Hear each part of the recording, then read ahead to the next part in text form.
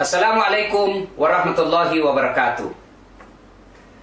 Alhamdulillahirabbil alamin wa bihi nasta'inu ala umurid dunya waddin. Asyhadu an la ilaha illallah wa asyhadu anna Muhammadan abduhu wa rasuluh. Allahumma salli ala sayidina Muhammad wa ala alihi wa sahbihi ajma'in. Amma ba'd. Ibu bapak, saudara-saudara sekalian, dimanapun Anda berada yang menyaksikan tayangan ini, syukur alhamdulillah, di tengah-tengah kesibukan seorang Jenderal Bintang 4, Kepala Kepolisian Republik Indonesia, Jenderal Pol Idam Aziz, berkenan untuk kita sita waktunya berbagi informasi, berbagi ilmu kepada kita semua.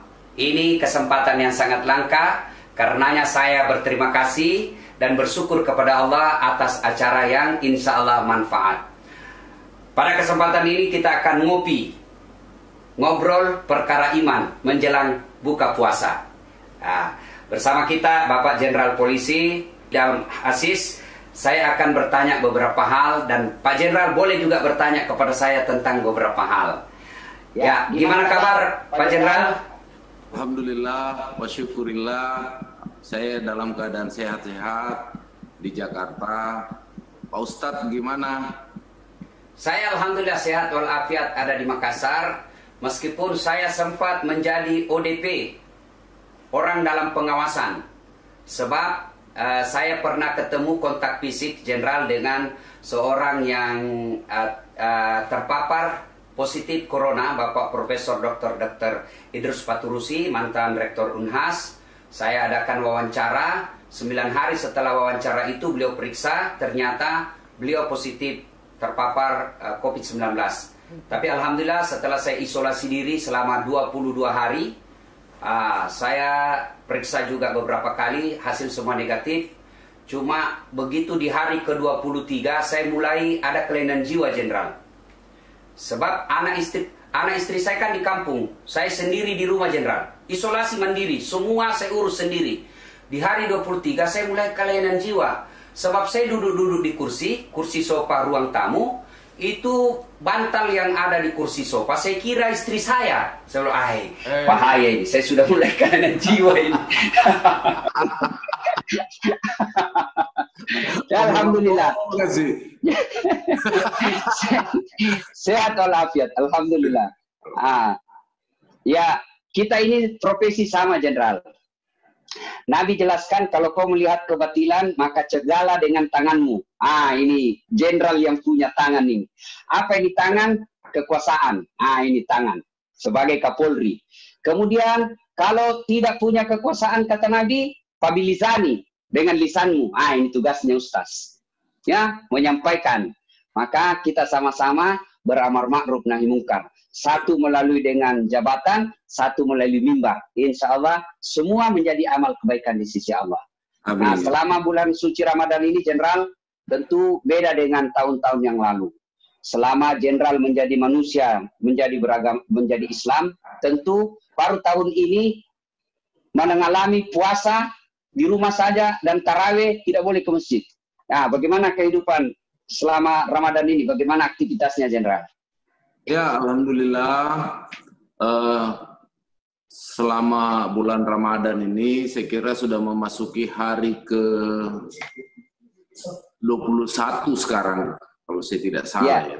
Iya, betul 21. Iya.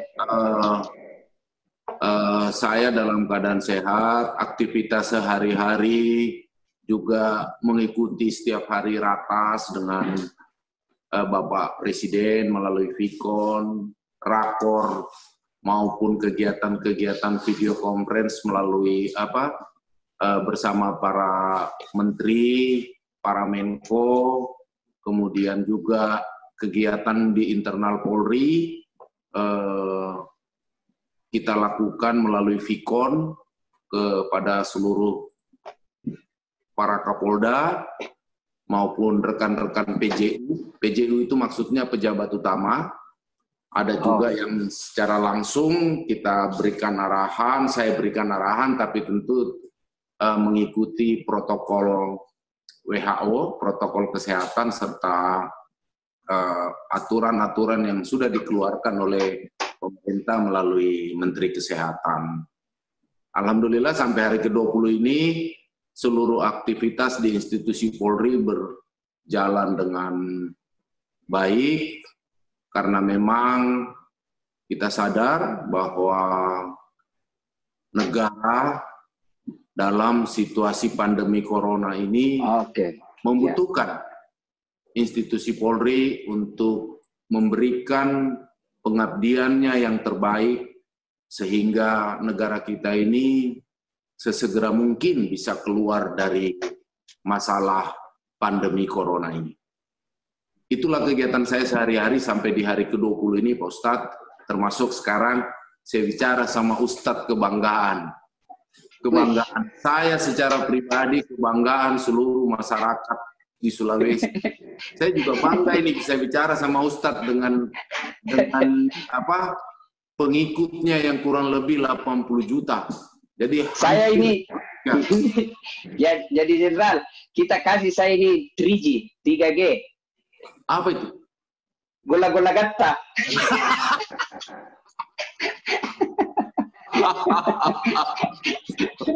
Jadi pemirsa yang saya hormati, karena kita sama-sama orang Bugis ini Pak Jenderal, gola-gola gatta itu artinya sanjungan yang sangat luar biasa. Luar biasa ini, gola-gola gatta, 3G. Nah Pak Jenderal, ini kan bagaimana kemudian kita tahu rutinitas kegiatan Pak Jenderal ini luar biasa. Di samping sebagai Kepala Kepolisian Republik Indonesia yang harus melaksanakan tugas-tugas kenegaraan yang sangat padat, juga tugas-tugas sebagai seorang kepala rumah tangga, juga tugas-tugas sebagai seorang muslim yang harus memanfaatkan Ramadan ini dengan sebaik-baiknya. Dari sisi tadi pelaksanaan tugas sebagai kepala kepolisian, kalau sebagai pribadi muslim untuk meningkatkan kualitas ibadah di tahun ini karena kita di rumah saja, gimana Jenderal? Ya, masalah kegiatan itu kan harus semuanya berimbang, harus semuanya proporsional. Jadi ada hablum minan nas, ada hablum minallah. Di saat bulan Ramadan ini, selain tugas rutin yang saya lakukan selaku anggota Polri, selaku Kepala Kepolisian Negara Republik Indonesia, tentu sebagai umat Muslim saya juga menjalankan ibadah yang wajib maupun ibadah-ibadah yang sunnah. Itu sudah proporsional dan itu juga berlaku secara otomatis kepada keluarga saya, anak-anak saya. Ya kita ikuti semua jalannya mengenai masalah ibadah ini. Saya pikir ini kan sudah hal yang rutin sejak saya lahir sampai saya hari ini seperti ini, jadi dia sudah berjalan seperti mesin yang memang sudah harus berjalan seperti adanya seperti itu. Seperti juga sirkulasi matahari terbit, kemudian nanti dia terbenam. Begitulah kira-kira kegiatan yang kita lakukan. Jadi semua itu berimbang, Pak Ustadz. Harus berimbang. Gitu. Ya, kata Nabi, kejarlah duniamu, kejarlah pangkat kepolisianmu, seolah-olah kau akan hidup selama-lamanya. Tapi jangan lupa, kejar pula kehidupan akhiratmu, seolah-olah kau akan mati besok.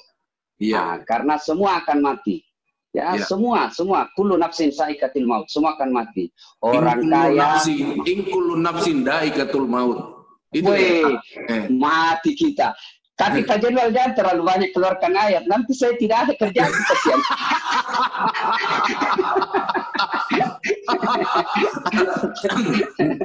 Jadi ya luar biasa. Ini karena Pak Jenderal kita ini pernah mondok, pernah juga pesantren. Ya, saya juga pernah pesantren, tapi pesantren kilat. Ya, alhamdulillah. Kemudian Pak Jenderal berkenan saya beberapa hal yang ingin saya kemukakan kepada teman-teman yang menyaksikan ini. Pak Jenderal ini kemana-mana ketemu dengan anggota kepolisian ketika beliau berpidato, ada 3 entry point yang beliau selalu sampaikan. Yang pertama, polisi gaya hidup sederhana. Ya, saya ingat sekali kalimat beliau waktu pergi kunjungan kerja di Sulawesi Barat. Beliau katakan begini, kamu semua baru saja Kapolres, kalau kau ke bandara kau kuasai semua itu ruang VIP, istrimu pengawalnya satu mobil, kamu satu mobil juga. Ini tidak bagus bagi seorang polisi. Ini luar biasa. Ya, teladan seperti ini mesti selalu dihidupkan di tengah-tengah polisi. Gaya hidup sederhana. Dan demi Allah, tidak ada orang tidak senang orang yang tinggi pangkatnya tapi gaya hidupnya sederhana. Malah meskipun dia sudah pensiun, orang akan menjadikan teladan buat dia. Lihat kau tahu itu Pak Jenderal Aziz, dia Kepala Kepolisian Republik Indonesia, bintang 4, satu-satunya polisi yang bintang 4 di Indonesia, tapi gaya hidup sederhana. Itu akan dikenang. Tapi kalau baru jadi Kapolsek, seolah-olah kita yang punya di kampung, didoakan kita cepat pindah dan non-job. Nah, ini yang pertama. Ya. Pertama, beliau selalu sampaikan, ayo anggotaku para polisi, gaya hidup sederhana. Yang kedua, yaitu cintai keluarga. Nah, ini karena banyak juga ini polisi yang kadang-kala tidak cinta sama keluarganya. Malah sehingga ini yang terutama yang selalu pakaian preman. Ya, di lapangan mengaku bujang, ternyata sudah ada anaknya. Jadi cintai keluarga, ya, cintai keluarga. Maka ini karena kita bisa sukses, nah ini kalau ditonton oleh para polisi, percayalah bahwa Pak Jenderal Idam Aziz bisa menjadi Kapolri, itu tidak bisa terlepas dari dukungan istri. Makoro Pak Jenderal? Iya, betul. Ya, ya, karena kalau istri di rumah mengamuk, saya saja Ustadz tidak bisa ceramah baik kalau istriku mengamuk. Coba, mau pergi ceramah, langsung dia bilang, nah sembunyi itu konsep, mati kita. Begitu kita sudah berdiri, kita kira ini konsep ada di kantong, kita ceramah, Allah Subhanahu wa Ta'ala berfirman. Cari mati nih, gagal konsepnya. Allah Subhanahu wa Ta'ala berfirman, ternyata konsep disembunyi sama istri. Jadi istri ikut berpengaruh, ya. Dan selalu saya berkelakar bahwa polisi itu biasanya umumnya takut sama istrinya. Tidak ada polisi yang tidak takut sama istrinya. Dan sudah bilang temanku yang polisi, sebenarnya kita ini polisi, Ustaz tidak takut sama istri. Cuma ini istri selalu melapor sama istrinya komandan. Baru komandan juga takut sama istrinya. Kembali ke pasal 1. Kemudian yang ketiga, yang beliau selalu sampaikan, dan bukan cuma disampaikan, tapi beliau contohkan. Kemudian yang ketiga adalah, bersyukurlah bekerja sebagai polisi Republik Indonesia. Coba lihat Pak, tidak ada orang jago di depannya seorang penyidik. Meskipun dia mungkin cuma tamatan SMA. Berhadapan dengan polisi, ketika kita sudah disidik atau diperiksa, biar profesor. Baik. Maka bersyukurlah menjadi polisi, karena tidak semua orang diberikan pekerjaan yang dihormati seperti seorang polisi. Tapi ingat, seorang polisi juga itu kadang perlu kesabaran yang sangat tinggi. Ya Jenderal. Bagaimana Jenderal? Ya. Ya, kesabaran seorang polisi. Ya. Yang pertama, memang keteladanan itu harus mulai dari atas. Jadi, saya tidak mungkin berkoar-koar supaya hidup sederhana, kemudian semua anggota memalingkan diri kepada saya, lalu saya menjadi seorang kelihatan hedonisme, glamour, itu omong kosong. Satu. Yang kedua, untuk menegakkan disiplin itu tidak bisa dengan bujuk rayu, harus dengan norma. Kenapa hakikinya saya secara pribadi menghimbau supaya semua anggota saya hidup sederhana. Satu falsafahnya di Polri ini, kita adalah pelayan masyarakat. Kita bukan penguasa. Oke. Ada di dalam asas Tribrata maupun Catur Prasetya, kita ini sebagai pelayan, pelindung, dan pengayom masyarakat. Itu baru dari sisi etika di dalam kita bernegara. Kemudian, kalau kita juga hidup mewah, bukan berarti tidak boleh hidup mewah. Bukan berarti kita tidak boleh punya barang, tidak boleh punya rumah besar, mobil, apa semua. Tapi kita ini sebagai pelayan masyarakat, itu dulu yang harus yang menjadi dasar cara berpikirnya. Dan itu saya selama jadi Kapolri, sejak 1 November 2019, saya gelorakan terus. Saya harus memulai dari diri saya. Saya ajak para pejabat utama, para Kapolda, para komandan semua. Kalau para komandannya sudah bisa melakukan itu, memberikan contoh keteladanan yang baik, insya Allah anggota di bawah itu yang jumlahnya polisi ini 470.000 orang akan ikut. Betul. Akan ikut seperti itu. Itu salah satu contoh bagaimana saya menginginkan pola hidup sederhana. Dan memang itulah yang harus didambakan. Apanya juga yang kita mau pamer-pamer ini. Apanya juga yang kita mau sombongkan ini. Iya kan? Tidak ada yang kita mau, tidak ada yang mau kita, tidak ada yang boleh disombongkan sama polisi ini. Nanti belum apa-apa orang bisa masyarakat bilang itu, orang di Tanru Tedong itu bilang, gajinya cuma berapa saja dia naik apa, dia pakai uji yang mahal-mahal, iya toh? Iya. Tetapi hakikinya, Ustadz, adalah hakikinya adalah pola hidup sederhana itu harus dimulai dari komandan-komandannya. Itulah yang dibilang satu keteladanan lebih baik daripada 1000 nasihat. Oi, subhanallah. Cocok Jenderal. Cocok. Sederhana. Cocok Jenderal. Cocok. Yang kedua, masalah apa tadi itu? Masalah mencintai keluarga. Ya. Kita ini kadang-kadang kalau belum ada tidak ada kita punya uang. Kita sayang, kita punya istri. Begitu kita sudah punya jabatan, begitu sudah punya banyak uang, kita lupa kita punya keluarga. Nah, itu juga harus kita jadikan contoh teladan. Bahasa prokemnya itu begini, Ustadz. Kalau kita pulang ke rumah, meskipun kita ini bau minyak angin, itu istri kita akan terima. Walaupun kita pulang pakai Bulgari, parfum Bulgari, istri kita juga terima. Iya toh? Iya, betul. Kita masuk angin juga dia terima kita. Tapi kalau kita yang pergi di tempat yang lain hanya minyak angin yang parfumnya harum saja dia mau terima kita. Tidak mau dia kalau minyak gosok. Iya, tidak mau kalau minyak gosok atau minyak kayu putih. Tidak mau dia. Apalagi kalau dompetmu tipis. Hai, lagu kok saling iya kan? Itu kalau ada polisi begitu, polisi lale itu. itu. Beleng-beleng. Iya, beleng-beleng. Itu.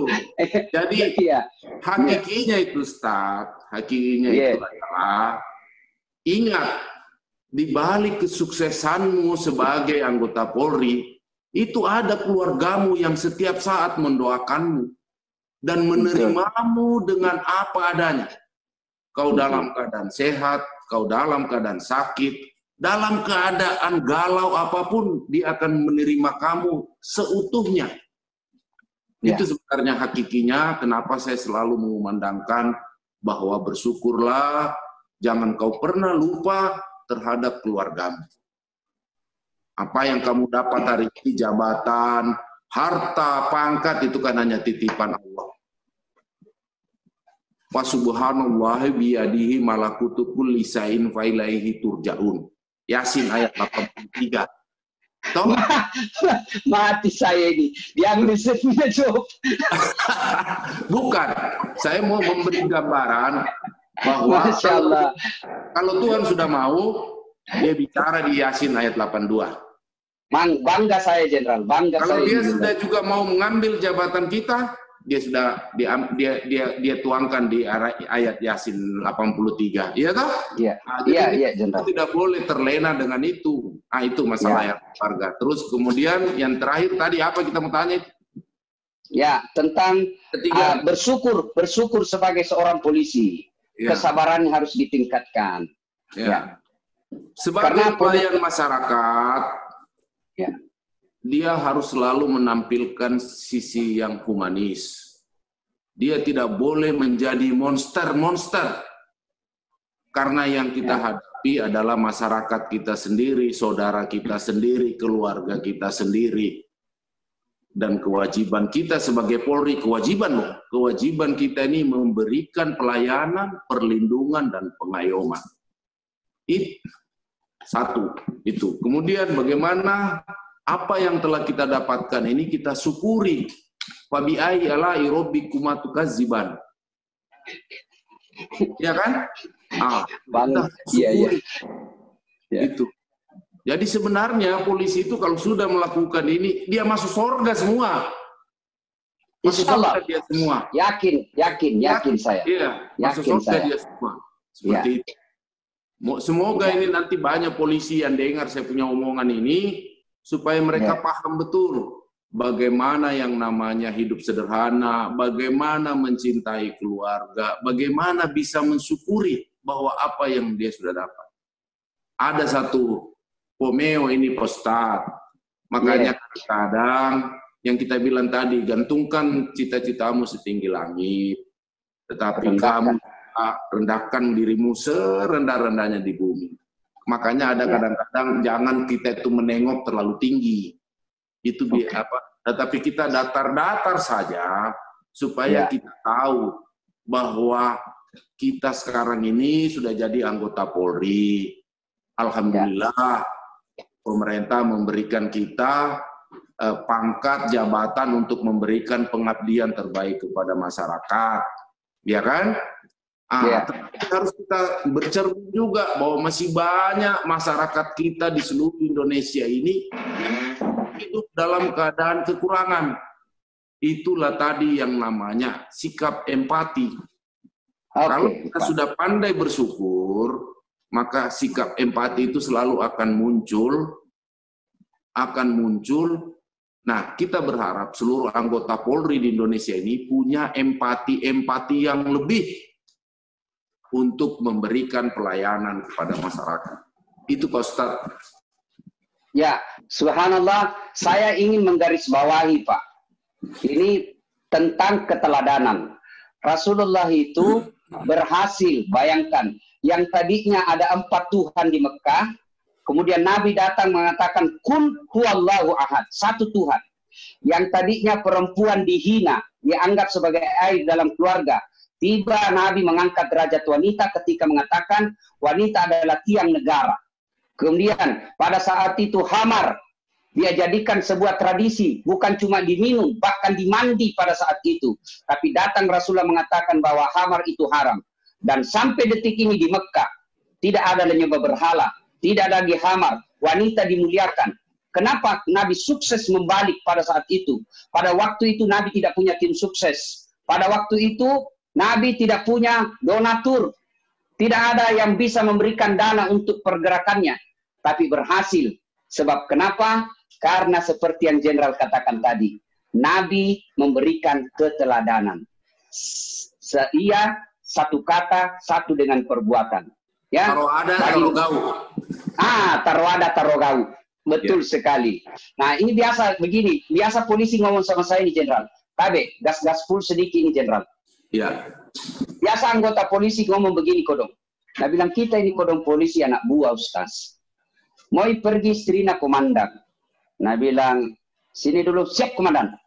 Itu ibu besok mau pergi Singapura. Bukan sebuah informasi bahwa pergi Singapura saja.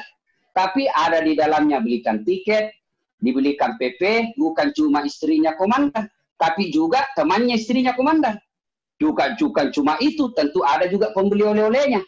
Nah, kita kasih anak buah, tidak bisa kita bilang tidak. Karena kalau tidak, dimutasi ki. Nonjok. Ini kadang-kadang kalau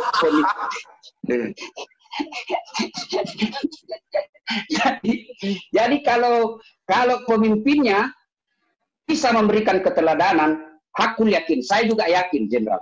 Insya Allah polisi akan menjadi orang-orang yang gampang masuk ke dalam surga. Apa jaminannya? Ada 7 golongan orang yang dilindungi di padang mahsyar, kata Nabi. Dilindungi di padang mahsyar. 7 orang. 1 diantaranya, kata Nabi, imamun adil. Kapolri yang adil. Kapolres yang adil. Pemimpin yang adil akan diberikan kemudahan untuk masuk ke dalam surga. Coba, selalu saya kasih contoh di depan Kapolres. Bagi kami Ustadz, agak susah masuk surga. Kenapa? Banyak kompetisi, banyak saingan. Toh? Tapi seorang Kapolres, gampang masuk surga. Kenapa? Tidak ada saingannya. Pun kalau kami ulama masuk surga, kan banyak di dalam. Banyak ngantri. Tapi Kapolres, Kapolda di satu kabupaten, satu provinsi, satu di Kapoldanya. Maka tidak ada antrinya. Sendiri dia masuk. Kapolri di Indonesia satu ji. Kalau ulama mana? Ulama Sulawesi kah? Ulama Jawa Timur kah? Ulama Nusa Tenggara kah? Ulama dari Bali kah? Banyak ulama. Tapi Kapolri satu ji. Jenderal Idam Aziz. Gampang masuk surga. Tidak perlu ngantri. Tapi ketika salah juga, gampang didapat. Mana Kapolri? Sana tidak. Cepat didapat. Maka seperti yang Jenderal katakan tadi, keliru apabila jabatan tidak memudahkan kita untuk berbuat kebaikan. Insya Allah. Ya. Coba contoh paling gampang. Paling gampang, Jenderal. Itu namanya fastabikul khairat. Jadi kita berlomba-lomba menuju kebaikan. Tapi saya ingin mengatakan seperti ini, Ustaz. Iya, Jenderal. Bahwa kebiasaan apa yang kita bilang tadi itu tentang keluhan anggota Polri atau apa, semua itu mulai dari atas, dari komandannya. Kalau komandannya tidak memberi ruang, itu semua tidak akan terjadi. Tidak akan pernah terjadi itu. Itulah yang kita bisa bedakan. Itu kebiasaan, adat, tradisi, budaya, itu yang harus dihilangkan. Alhamdulillah, sejak saya jadi Kapolri, saya tidak pernah mau dijemput di bandara, kecuali sama Kapolda. Paling banyak sama Wakapolda. Ada lagi pejabat utama, apa semuanya itu, karena saya juga tidak mau masuk ke VIP langsung ke mobil. Saya tidak mau merepotkan. Gaspol juga ini Jenderal ini, gaspol. tapi saya sudah ingatkan sama anggota. Kalau sudah ada peraturan Kapolrinya itu. Ada nih. Kalau ada perintah atasan yang tidak sesuai dengan norma hukum, tidak sesuai dengan aturan, tolak. Sudah ada peraturan Kapolrinya itu. Peraturan Kapolri nomor 14 tahun 2011 pasal 7 ayat C itu. Sebenarnya sudah ada pedomannya itu. Tapi kadang-kadang kita ini tertutup mata batin kita, kemudian kita menganggap bahwa kekuasaan ini adalah absolut. Sehingga kita merasa, apalagi kalau hati kita ini sudah merasa kita ini sudah seperti raja, sudah seperti maunya hanya dilayani saja. Padahal salah, hakikinya itu polisi adalah pelayan. Iya toh? Saya ingin katakan sama Pak Ustadz, selama saya jadi Kapolri, saya tidak pernah itu di mobilku pakai bintang 4. Jadi saya jalan-jalan saja. Biasa, sudah banyak bintangku ini. Sini ada, di sini ada. Kalau saya pakai TV ada lagi. Banyak sekali nanti. Gitu. Iya, Jenderal. Betul. Saya mau tanya Jenderal ini. Ya. Ini saya yakin berat sekali cobaan kita sebagai Kapolri. Sebab saya saja ini semenjak sering viral-viral ceramah saya dengan Pak Jenderal sebagai sahabat dari Kapolri, ini sering banyak yang telepon sama saya. WhatsApp ke saya, Ustaz, tolonglah saya ini kasihan, bagaimana ini saya capek di sini di tempat ini. Bahkan ada di kampungku Jenderal ketua RT. Tamatang SD mi sekolahna Jenderal, SD mi tamatna. Sidiku ke kampungnya, keluarga di kampung. Ketua RT, bilang sama saya. Makanya Jenderal, Ustaz, saya lihat kau macawe kok kepoan Pak Kapolri, sepuji kok Kapolri Wita. Iya, artinya kamu baku baik sama Kapolri. Ya, baiklah sesama Muslim. Bisakah kamu bantu saya itu? Bantu apa? Tolong kalau bisa kau urus saya jadi Kapolsek. Saya, bagaimana caranya kau ketua RT tamat lagi sistem jadi Kapolsek? itu Jenderal. Yang saya ingin tekankan di sini saya tekankan bahwa ternyata menjadi komandan memang berat. Saya saja ini hanya karena sering ceramah dengan Jenderal, banyak yang ingin datang meminta pertolongan. Bagaimana seorang jenderal, bagaimana seorang Kapolri? Pasti banyak godangan yang kadangkala memakai nama seorang Kapolri untuk kepentingan pribadinya, padahal Kapolri tidak mengetahui. Saya yakin banyak seperti itu. Ya, banyak. Tapi saya memang sudah berjanji dan saya sudah sampaikan sama semua keluarga untuk tidak cawe-cawe di dalam urusan kedinasan. Kalau ada orang yang minta tolong, itu diterima saja. Tapi semuanya itu harus proporsional, gitu. Harus proporsional. Dan saya termasuk aliran yang tidak suka. Kalau orang itu minta tolong kiri, kanan, apa semua tidak. Karena saya punya mekanisme di Mabes Polri untuk melihat siapa polisi yang bekerja baik, siapa yang bekerja tidak baik. Di mekanismenya di Polri. Betul. Saya lihat itu, Jenderal, itu bukan cerita, fakta.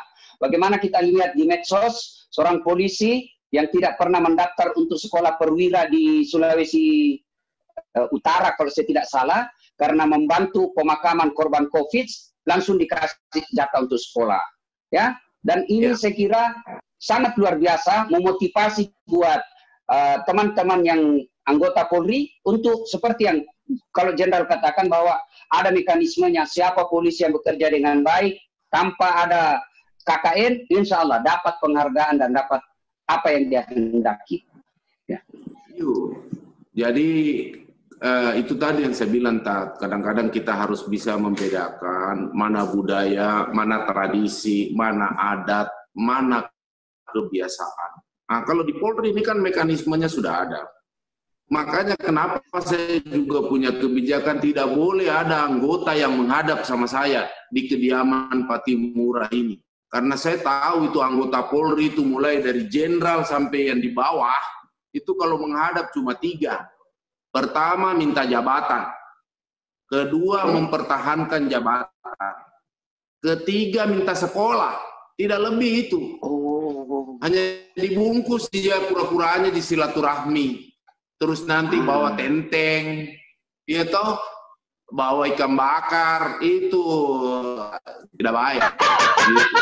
Tidak bagus. Gaspol juga ikan Polri. Ya, gaspol. Jadi maksud saya mau ngomong bahwa mekanismenya di Polri ini sudah ada, seluruhnya bekerja saja dengan baik. Ya toh, bekerja saja dengan baik. Tidak akan pernah tertukar yang namanya rezeki, nasib oleh Gusti Allah itu. Tidak pernah tertukar. Saya ini hanya perantara jalannya saja. Jadi saya sudah lakukan, kalau ada anggota itu baik, ya saya akan reward dia. Dia pantas untuk naik pangkat luar biasa, saya kasih naik pangkat. Dia pantas untuk sekolah, dia sekolah. Ya, luar biasa. Pemirsa yang saya hormati, terutama rekan-rekan teman-teman sahabat polisi, poinnya, coba lihat, Pak Jenderal Idam Aziz, dengan prinsip hidup yang dipegang beliau, bisa jadi jenderal, bisa jadi Kapolri. Pelajaran buat kita anggota polisi, pegang terus prinsip hidup, pegang terus aturan main seorang polisi, insya Allah Bapak punya hak untuk jadi Kapolres, Bapak punya hak untuk jadi Kapolda, bahkan bisa jadi jenderal, bahkan bisa jadi Kapolri. Memang ada jalannya. Ada jalannya. Seorang polisi jadi Kapolres, ada jalannya. Seorang polisi untuk jadi Kapolsek, ada jalannya. Jadi tidak usah cari muka. Semua ada jalannya. Yang tidak ada jalannya, saya jadi Kapolres. Nggak bisa Ustaz jadi Kapolres.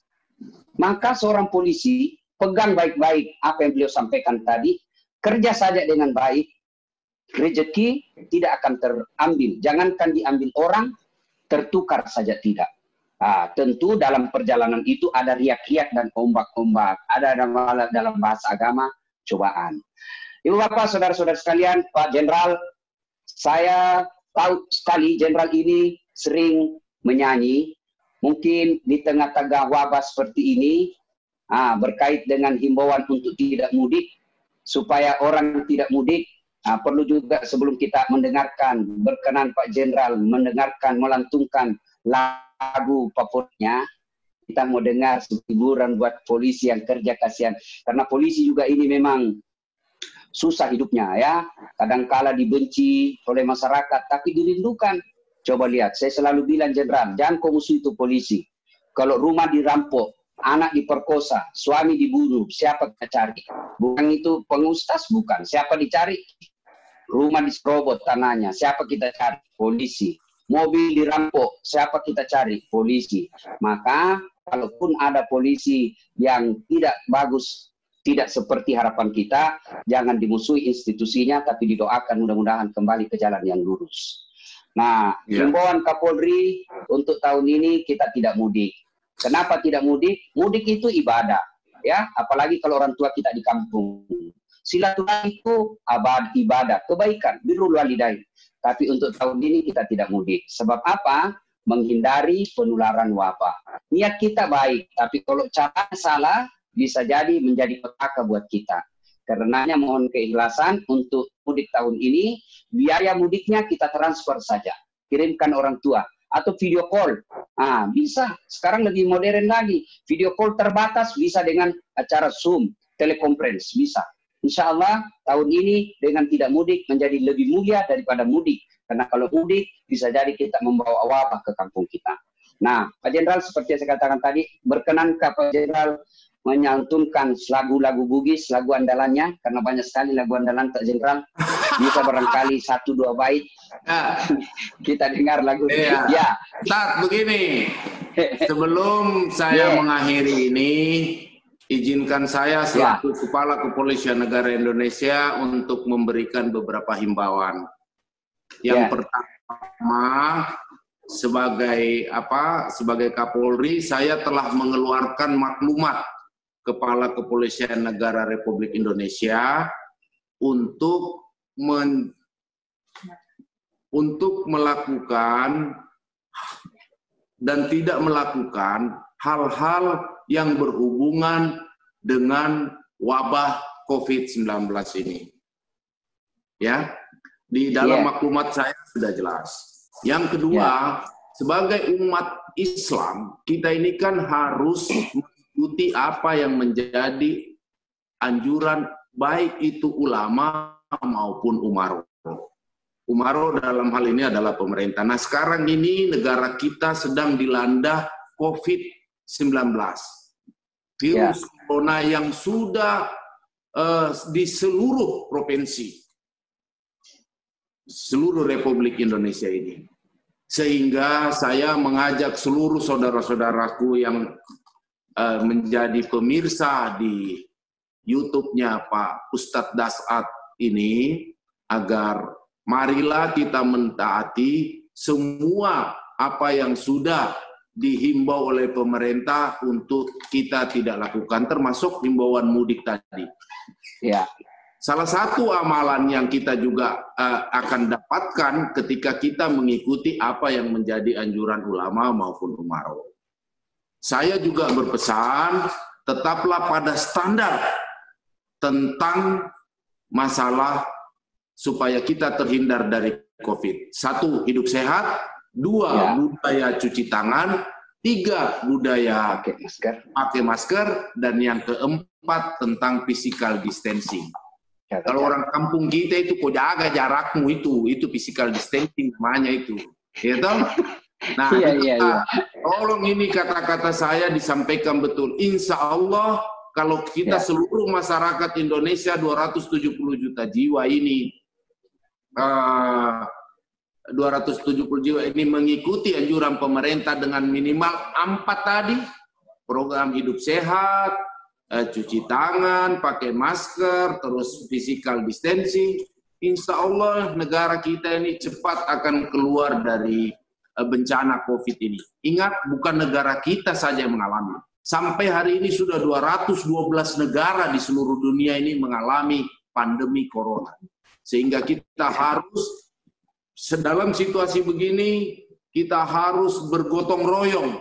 Kita harus membangun solidaritas antara sesama umat, antara sesama masyarakat, sesama komponen untuk bahu-membahu supaya kita bisa cepat keluar. Itulah kira-kira himbauan saya sebagai pimpinan Polri, sebagai temannya Pak Ustadz, semoga suatu saat ini masyarakat bisa dengar bahwa saya juga adalah bagian dari pelayan, pelindung, dan pengayom masyarakat yang wajib saya sampaikan pesan-pesan yang akan datang dari pemerintah. Itu seperti ya, itu. Betul sekali bahwa badai pasti berlalu.